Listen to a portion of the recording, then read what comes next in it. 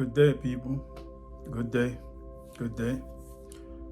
It's your guy, Inspired Seeker, coming to you live from indoors today. All right. Hope this message finds you well. I'm doing great. So today's message, guys, we're talking about the narcissistic trauma bond. All right. The narcissistic trauma bond.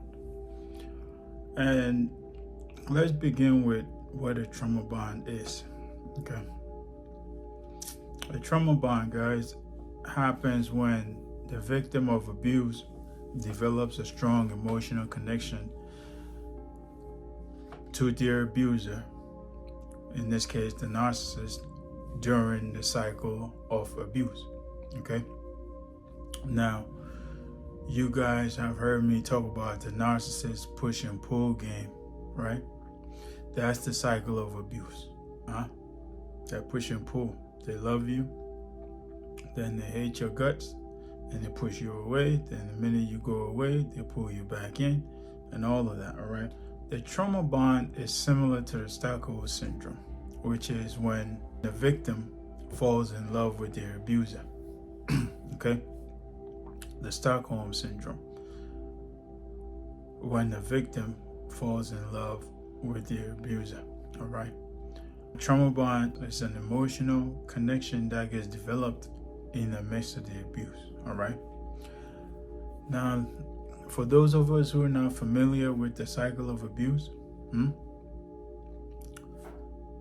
it's about 4 stages into it. That whole push and pull game, it's about 4 stages into it, all right?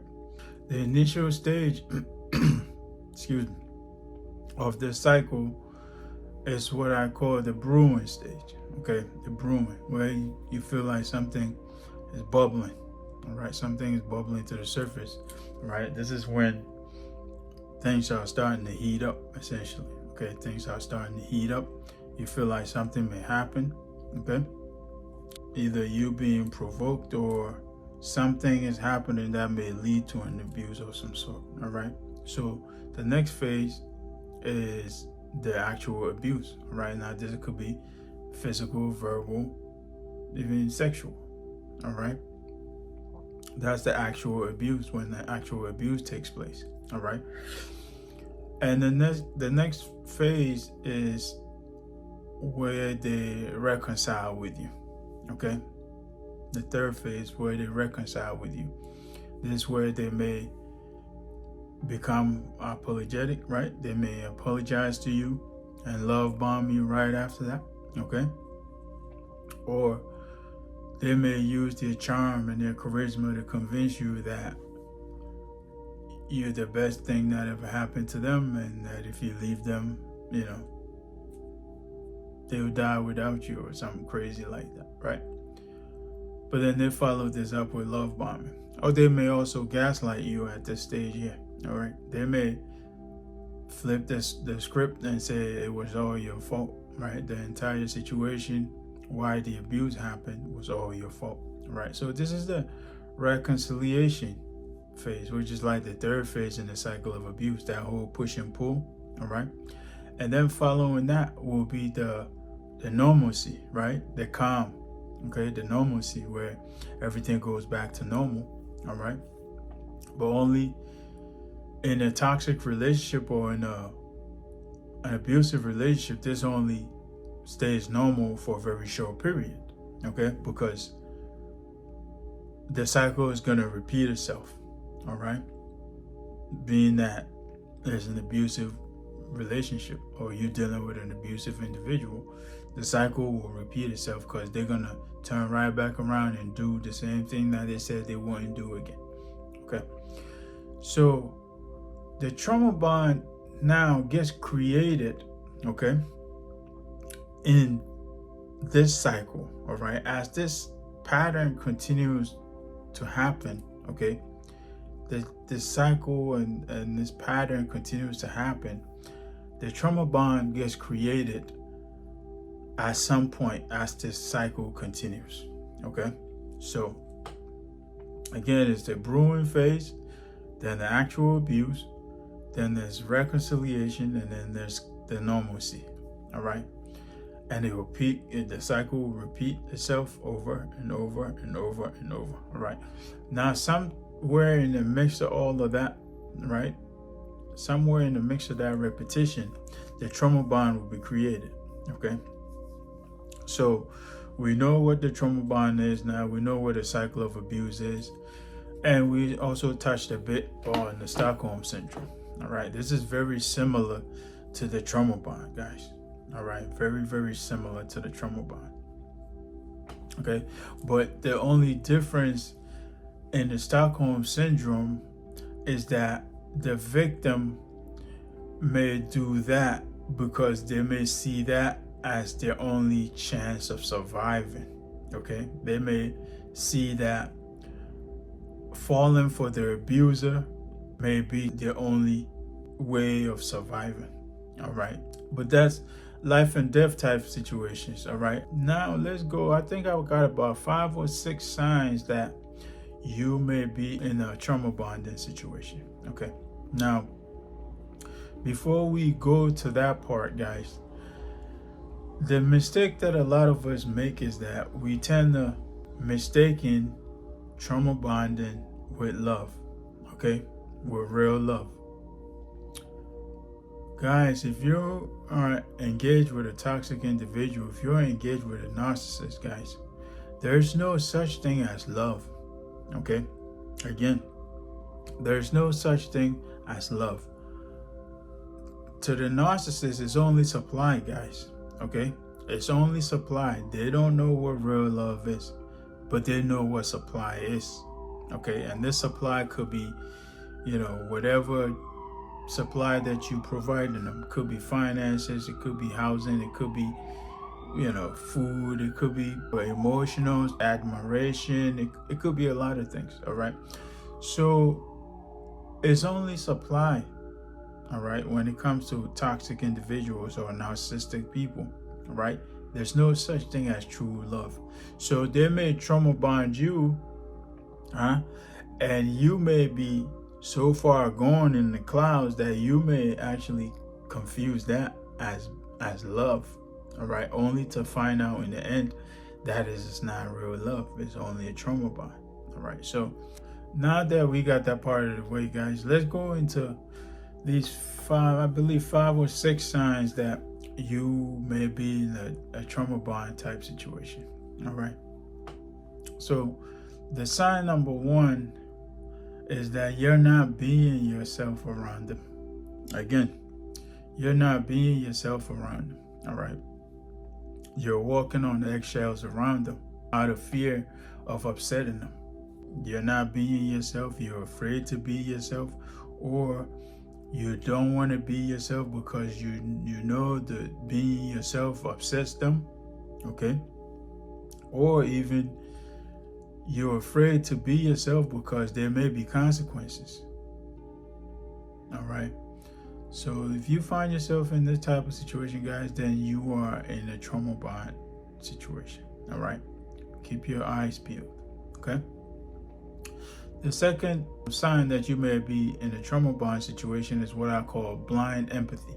Okay. Blind empathy. All right.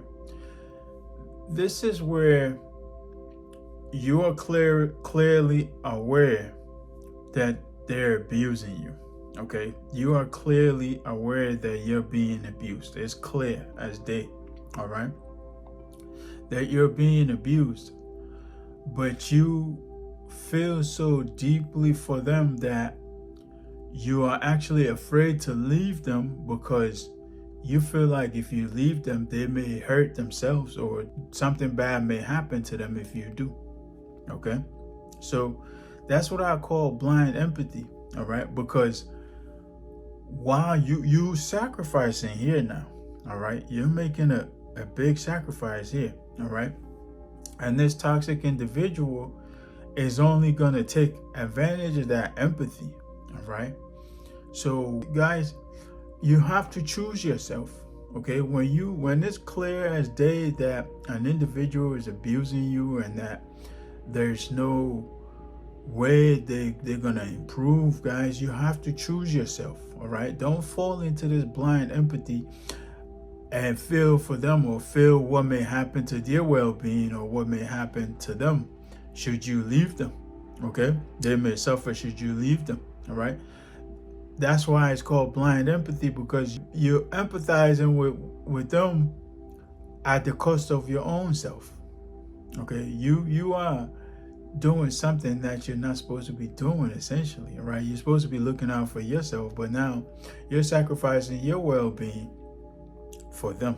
Okay, so that's sign number 2, guys. Blind empathy. All right, when you know for sure that you're being abused, but you decide to stick around because you're afraid of what may happen to them if you leave them. Okay, that's blind empathy. All right, so our number 3 is feeling trapped. Okay, feeling trapped. You feel like you have no way out of the relationship. All right, like we talked about how the narcissist will typically hook you so you can't leave them. So this is when you've been trapped, guys. They have a hook in place that's preventing you from leaving. It could be marriage, it could be children, it could be business arrangements, it could be all types of stuff, right? But there's a hook in place, and now you feel trapped. All right, you feel like there's no way out of the relationship. Okay, that's because they intend to keep you trapped.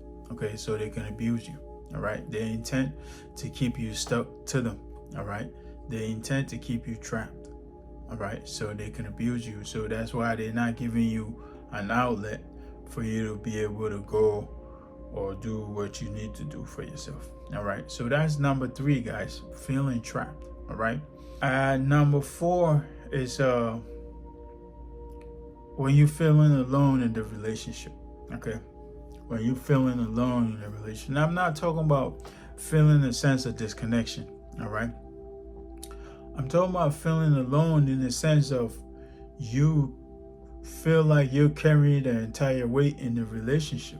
Okay, you feel like you are the only one who wants the relationship to progress in the right direction.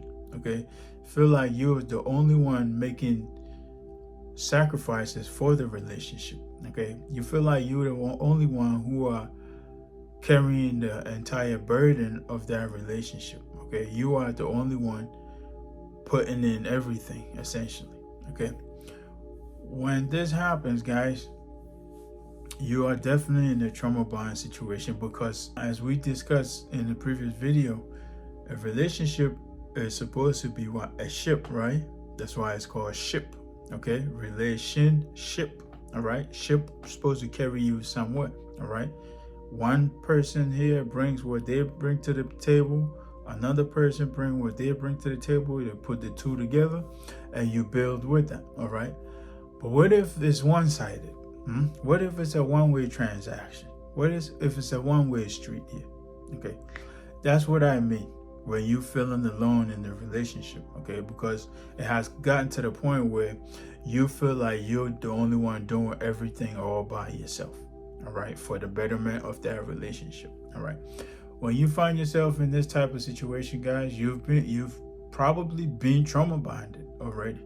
All right, but if you haven't, then you are in the trauma bond type situation, and it's time to get out of it. All right.